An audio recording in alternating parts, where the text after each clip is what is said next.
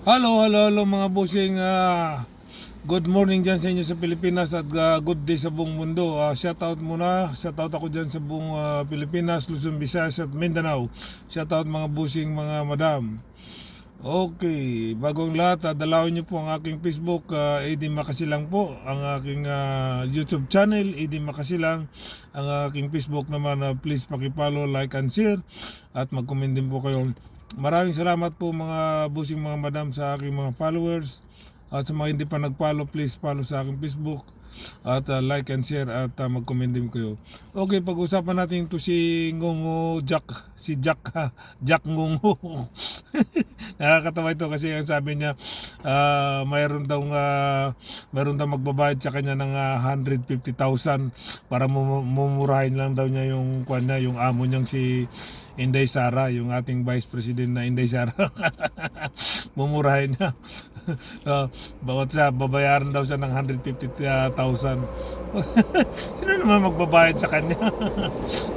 Niloloko niya yung sarili niya para lang itong si Ngongo, itong si Jack Ngongo Jack Ngongo sino magbabayad sa kanya ng 150,000 paano siya maintindihan? Mumurahin niya yung boss niya, amo niya yan. Loko-loko to Tapos mumurahin niya ng ganito. Munga. Paano? Nakakatawa to si Jack Ngongo Pero may magbabayad daw sa kanya ng 150,000 para mumurahin lang niya si Inday Sara niya.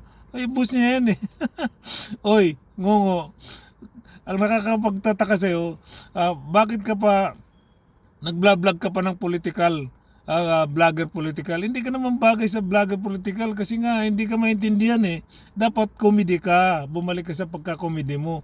'Di ba? Kasi nag-vlog ka ng politician hindi ka maintindihan. Tapos mayroon pang magbabayad sa'yo ng 150,000 ng mga ka-PBBM ni kampo ng administration. Sino magbabayad sa iyo? Di magbabayad na lang ako ng maayos na tao, kahit na Ilonggo o Ilocano o Bisaya o Tagalog, at least maintindihan nila yung pagmumura nila kay Inday Sara. Ikaw sino magmumura ka ng ganito? Munga nito. Paano ka maintindihan? Sayang yung perang ibabayad sa iyo. Wala ka talaga sa hulog. Mag-vlog ka pa ng vlogger politician ka pa, vlogger political vlogger ka. Paano ka? Dapat hindi ka sumali sa political vlogger. Kasi kanyan palagay natin matalino ka, pero hindi maganda kahit matalino ka pero may diferensya ka pa rin. Hindi naman sa ako nang lalait, pero yun ang totoo. Dapat hindi ka sumali sa political vlogger kasi hindi bagay sa iyo mayroon ka nang diferensya mayroon ka nang diferensya, mayabang ka pa. Mayabang na, hambog pa. 'Di ba? Nasa iyo na lahat Mayroon ka nang diferensya. Ngungo ka na nga, mayabang ka pa, nasa iyo na lahat. 'Di ba? Wala ka talaga sa tapos sino magbabayad sa'yo ng 150? Di sayang yung perang ibabayad sa'yo. 'Di ba? Ang laking halaga, 150. Tapos mumurahin mo yung boss mo. Niloloko mo yung sarili mo Jack Ngongo. Dapat hindi ka political vlogger. Kasi dapat bumalik ka sa pagka-comedy mo, sa vlogger comedy mo. Kasi doon ka bagay sa pagka-vlogger comedy.